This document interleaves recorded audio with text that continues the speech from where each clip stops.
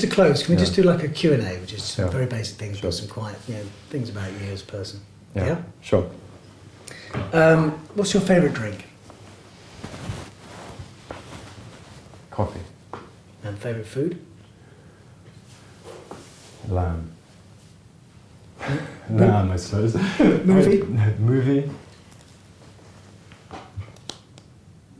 Man Who Would Be King. I saw it recently. Beautiful film. And favourite book? Best story ever told, Count of Monte Cristo. Amazing story. Have you read it? Yep. And Amazing Jeffrey story. Archer just brought out what is a novel based, on that I see. that story. So you can read that as well. I'll leave Prisoner that to by you. Birth. I'll leave that to you. I love the story. It's just an extraordinary Have story. you read it more than once? No, I haven't. I read it recently. It's not something. I read it sort of 6-7 years ago. But it's such a compelling story. I envy people who haven't read it yet. Your prized possession? I've got no idea. Where's my prized possession? God, I'm superstitious. So I have lucky objects. What is your lucky object? I have a piece of amber that my father gave me, which I keep. I think it brings me a bit of luck. And I'm very super. I have millions of these things given to me by my children. I have all kinds of things. Where is the amber from? I don't know its history at all. It's just a possession that he had, which he passed on. When did he give it to you? Gave it to, I forget. I forget when he gave it to me. But he gave it to me clearly. I don't know. I don't remember when he gave it to me. Something I've had for a long time. What is the happiest day of your life so far? Well, it's a cliche, but when my first child was born, you don't get better than that. It's an extraordinary thing. And your saddest day? Probably when my father died. I've been blessed with not too many sad days in my life, not too many tragedies. I think this was exactly that. What is your biggest regret? I don't have too many regrets. I'm sure there are regrets if I thought about it, but I can't think of any regrets. Have you ever taken any drugs? Well, I have taken very soft drugs in my youth. Yes, I did. I was involved in a controversy at school for exactly that reason. So I would love to be able to deny it, but I think politicians ought not to deny things. Not that I'm awful term politician. I don't like to describe myself as a politician. But as someone who's moving towards a more formal role in politics, it's probably not a good idea to lie. Can you, in a nutshell, just for the record, just explain why you were expelled from Eton? It's public record, I think. Yes, but public record, but you've contradicted a couple of things on it. No, I don't. Have I contradicted? Well, if I was... I don't think I've ever spoken about it, have I? Well, no, you have to me. Have I? No, I think you've said that you didn't... It was for cannabis possession, but you said it wasn't yours. Is that right? Oh, I never put up a fight at the time. No, actually, the truth is... If I can ask you I again... hate going into this. Mm-hmm. But no, it's not very interesting. But the truth is, it was one of the few times in my life I was innocent. And but there was no point putting up a fight at the time.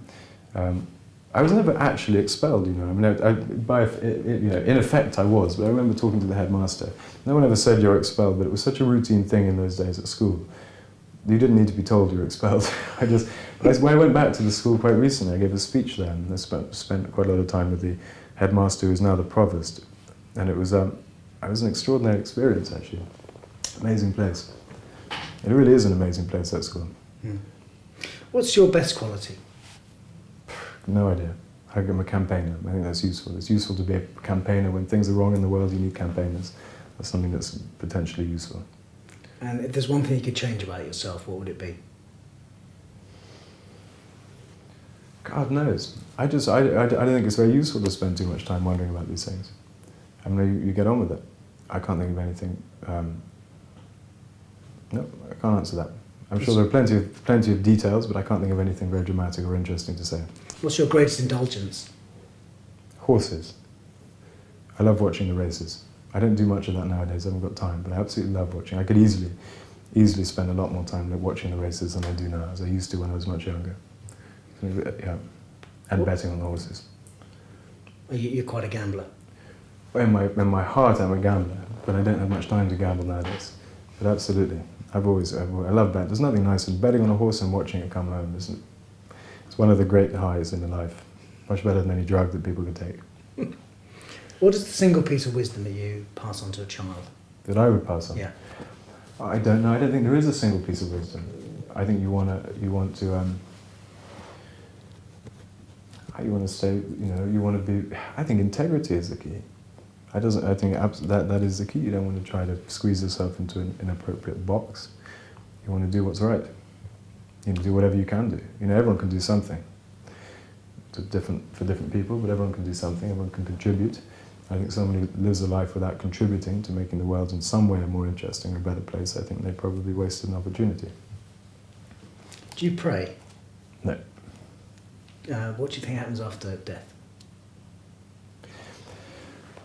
What do I think happens after death? I don't know. I think life is I think the natural world is a pretty extraordinary thing. It all fits. There's never a moment where I'm not amazed by the workings of the natural world. And I think anyone who grows up on a diet of David Attenborough and sees some of the magic of the world as he puts it forward in a way which I think is extraordinary and for which I think we should all feel totally indebted. It's hard to imagine that the end is not as magical and extraordinary as the process itself. I mean, it just, it works. It works. So, but what happens afterwards, well, God knows. You have to wait and see. Do you believe in God? I think there's a magic in the world. I don't know what you call it. I'm fascinated by religions. I'm fascinated by Islam. I'm fascinated by by Judaism, which I think is an extraordinary process. I love the rituals, the ritualistic side of Judaism more than anything. I love that it's so complex and exclusive. I think it's an extraordinary phenomenon. But in terms of my own view, well, I think there's something very magical in this world. I don't know what it is. The easiest thing to do is to call it God. What that actually means can mean any number of things.